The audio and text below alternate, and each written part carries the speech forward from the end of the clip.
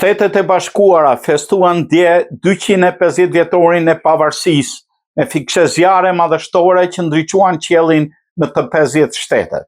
Shtetet e Bashkuara shënuan mbrëmjen e së shtunës 250 vjetorin e pavarësisë me festime historike në të gjithë vendin.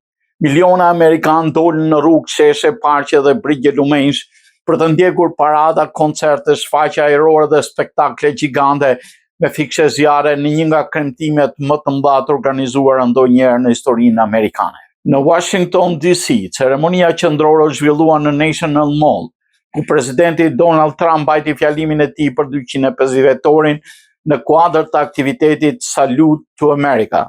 Për shkak të stuhive të forta, zona u evakua përkohësisht dhe ceremonia u shty për disa orë, por më pas filloi me një spektakël të madh fishek zjarresh dhe fluturime të avionëve ushtarak.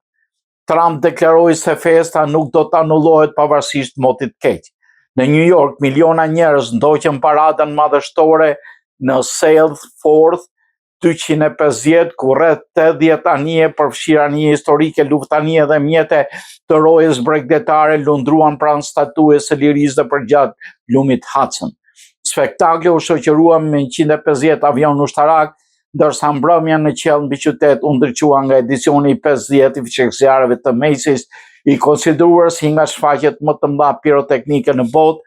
Për shkak të motit, organizatorët e nisën spektaklin më herët se ç'ishte planifikuar. Në Boston, qytetin ku nisi revolucioni amerikan, 10 mijëra qytetar u mblodhen përgjatë Charles River për koncertin tradicional të Boston Pops Fireworks Spectacular, i cili u mbyll me një spektakël fiksezjarresh mbi lumin Charles.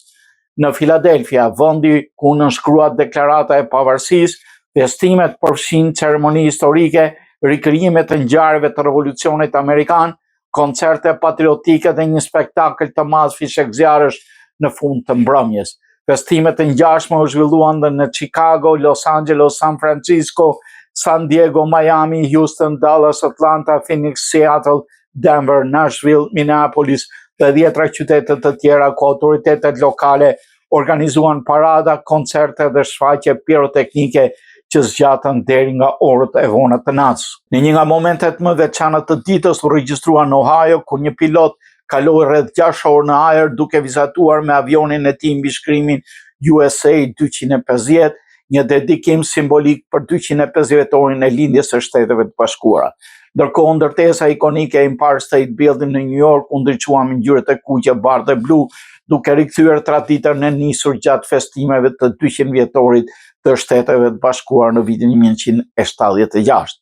Megjithatë, valet të nxehtit ekstrem dhe stuhitë detyruan autoritetet të ndryshonin oraret edhe të shtynin disa aktivitete.